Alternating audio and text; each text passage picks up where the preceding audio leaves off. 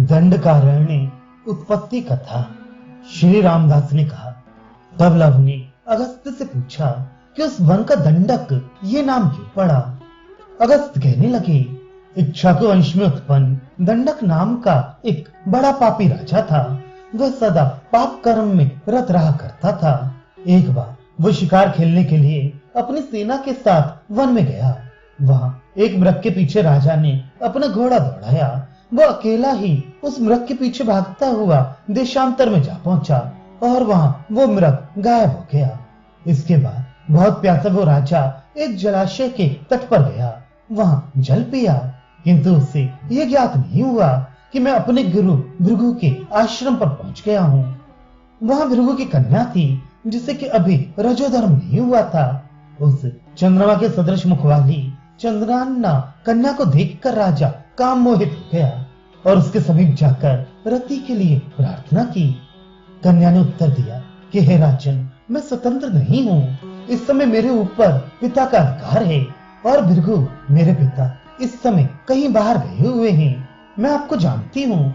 यदि आप मुझे चाहते हो तो अपने गुरु भृगु से जाकर कहें और मुझे अपनी पत्नी बनाकर आनंद के साथ भोग करें। उसके ऐसा कहने पर भी राजा ने एक न सुनी और हठा उसके साथ भोग करके अपनी नगरी को लौट गया। इसके अनंतर जब उसके पिता भृगु घर पर आए तो विलाप करती हुई उस अराजकता कन्या ने सारा समाचार कह सुनाया। इस वृतांत को सुनते ही भृगु मारे क्रोध के लाल हो गए और अंजलि में जल भरकर कन्या को सांत्वना देते हुए उन्होंने श्राप दिया कि दंडक के साथ साथ उसका 100 योजन राज्य चारों ओर से जलकर भस्म हो जाए। उतनी जगह पर जल भी ना रहे और ना ही कोई जीव निवास करे। इस प्रकार श्राप सुनकर कन्या ने विनय पूर्वक प्रार्थना की कि अपने श्राप की अवधि भी नियत करें।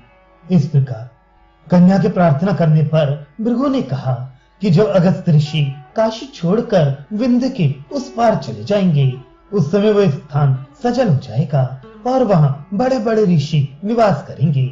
राजा दंडक के दुराचार से उस देश की ऐसी दशा हुई है, इसलिए लोग उसे दंडकारण्य कहा करेंगे। आगे चलकर जब रामचंद्र जी उस देश में जाएंगे तो उसमें कितने ही क्षेत्र बन जाएंगे और तब से लोग उसी दंडकारण्य को राम क्षेत्र के नाम से पुकारेंगे। अगस्त मुनि तथा रामचंद्र की कृपा से वह देश फिर ज्यों का त्यों हो जाएगा और वहां के लोग सुखी हो जाएंगे। फिर वहां सुंदरता दिखाई देने लगेगी। वह पृथ्वी के समस्त देशों से पवित्र देश माना जाने लगेगा। उस बालिका से भृगु ने कहा, भविष्य में लोग कहेंगे कि दंडकारण्य के समान ना कोई देश हुआ है और ना होगा। ऐसा कहकर भृगु ने उसे एक मुनि को सौंप दिया और उसे बहुत से ऋषियों के साथ तपस्या करने को हिमालय पर्वत पर चले गए। इस प्रकार भृगु के श्राप से दंडक का 100 योजन राज्य जल भुनकर राख हो गया। हमारे और राम के आगमन से ये फिर से पूर्ववत हो गया और उसमें विविध प्रकार के जीव जंतु आकर निवास करने लगे। इस प्रकार हे लव, तुमने हमसे जो प्रश्न किए सो दंडकारण्य तथा इस कंगन विषय कथानक को कह सुनाया।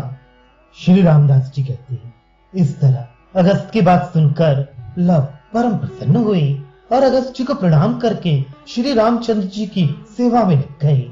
इसके अनंतर राम ने उत्सव के साथ उस हेमा कन्या का विधिवत समारोह विवाह करके चित्रांगद को दे दिया। उन्होंने कन्या के विवाह में दहेज स्वरूप बहुत से हाथी घोड़े आदि करोड़ों की संपत्ति का दान किया।